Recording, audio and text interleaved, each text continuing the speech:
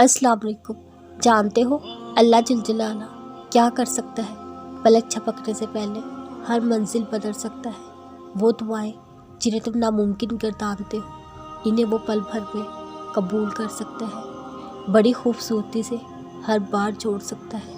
ऐसा क्या है भला जो वो नहीं कर सकता, जो ज़मीन और आसमान को 6 दिन में तख्लीक कर सकता है। तुम उस पर यकीन रख कर आँख को तो सही, हर गम को खुशी में वो बदल सकता है।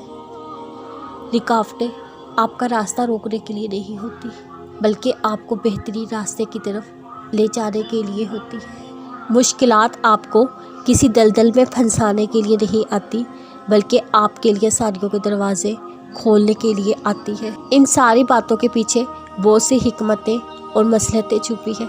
इसलिए परेशान होना छोड़ दो, अल्लाह से जुड़े रहो, अल्लाह से मदद मांगते रहो, सब्र से अल्लाह के फ़ैसलों का इंतज़ार करते रहो।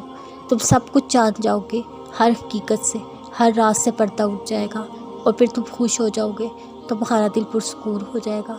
बस फिर तुम चलते फिरते अल्लाह का शुक्र अदा करते रहोगे। तुम्हारे बस में जो नहीं है, तुम इन चीज़ों की फ़िक्र में क्यों मुब्तला हो?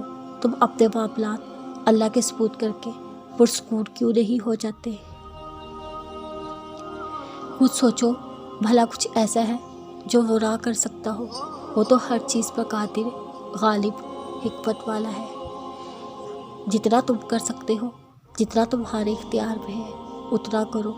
अल्लाह से मांगो, बेहिसाब मांगो और फिर बेफिक्र हो जाओ। वो अता करता है अपने बंदों को, कोई कसर नहीं छोड़ता है, बहुत मोहब्बत करता है तुमसे। तो बस सब्र तवक्कुल को थामे रखो। तहज्जुद पे क़याम करने वाले बड़ा मुकाम पाते हैं, अल्लाह के हाँ वो बड़े ख़ास हो जाते हैं। खुद सोचो कि नींद छोड़कर जो अल्लाह के दर पर बैठ जाते हैं, यूँ ही थोड़ी ना होता है रब से मोहब्बत की बदौलत जाते हैं। वो कैफियत ही नाकाबिल बयान होती है जो तहज्जुद के वक्त महसूस होती है। फिर बार बार इसी सुकून भरी लज्जत को पाने वो आखिरी शब जाग जाते हैं।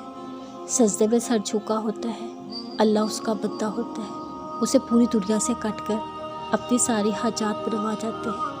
रश्क आता उन पर जिन्हें अल्लाह अपने लिए चुन ले। ये दुआ तहज्जुद अदा करने वाले गिड़गिड़ा कर भागते हैं। फर्श पर सर रखे उनकी सिसकियाँ अर्श तक गूंजती है। दुआओं की कबूलियत तो वो पहले आसमान पर ही पा लेते हैं।